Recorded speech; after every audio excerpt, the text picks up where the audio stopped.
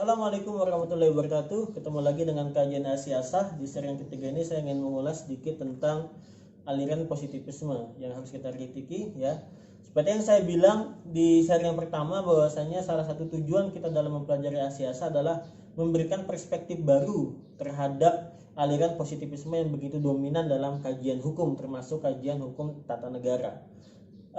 Seperti yang kita tahu ya, salah satu yang mengembangkan aliran positivisme ini adalah Auguste Comte ya.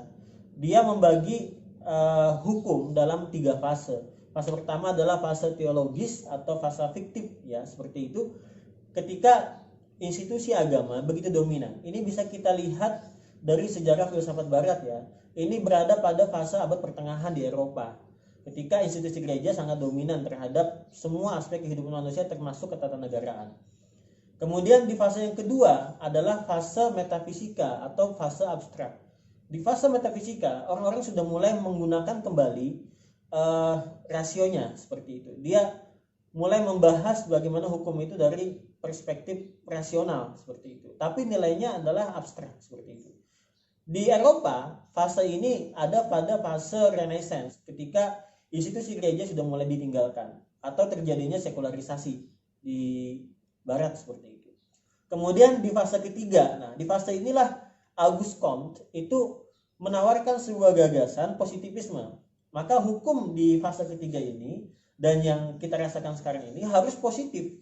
Harus positif dalam arti dia harus real, dia harus objektif. Jadi sebetulnya aliran positivisme ini adalah aliran yang berkembang dalam studi ilmu-ilmu kealaman seperti fisika, kimia, dan dia harus objektif ya. Basisnya adalah metode-metode eksperimen misalkan, seperti itu. Nah, karena dominasi ilmu kealaman ini sangat kental di era sekarang ini, maka ilmu-ilmu sosial termasuk hukum juga dipaksa mengikuti metode-metode seperti itu.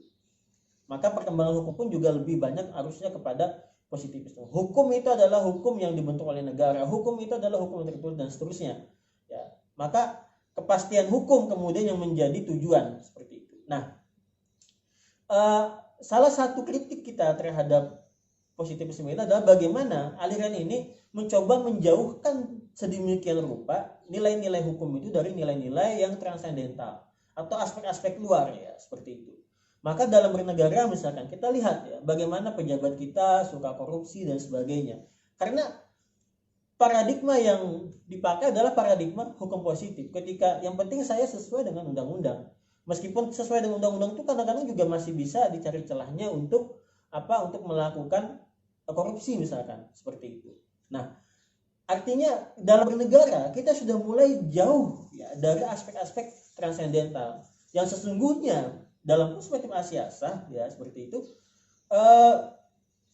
Pejabat negara atau institusi negara itu sebetulnya dia tidak hanya menjalankan fungsi dia sebagai amanat rakyat, tapi dia juga sebetulnya bertanggung jawab kepada Tuhan Yang Maha Esa. Jadi amanat itu harus dipandang bukan hanya dari ini diberikan oleh rakyat, tapi juga diberikan oleh Tuhan. Sehingga dalam menjalankan dia mestinya ada memiliki spirit bahwasanya suatu saat nanti saya akan diminta pertanggungjawaban di hadapan Allah. Bahwasanya suatu saat nanti apa yang saya jalankan, kewenangan saya ketika menjabat itu akan betul-betul dinilai keadilannya di hadapan Tuhan Yang Maha Esa.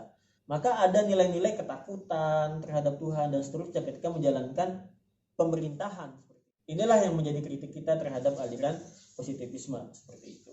Ini seri kita yang ketiga ini semoga bermanfaat ya. Nanti insya Allah akan kita sambung lagi dengan seri-seri kajian Asiasah yang lainnya. Assalamualaikum warahmatullahi wabarakatuh.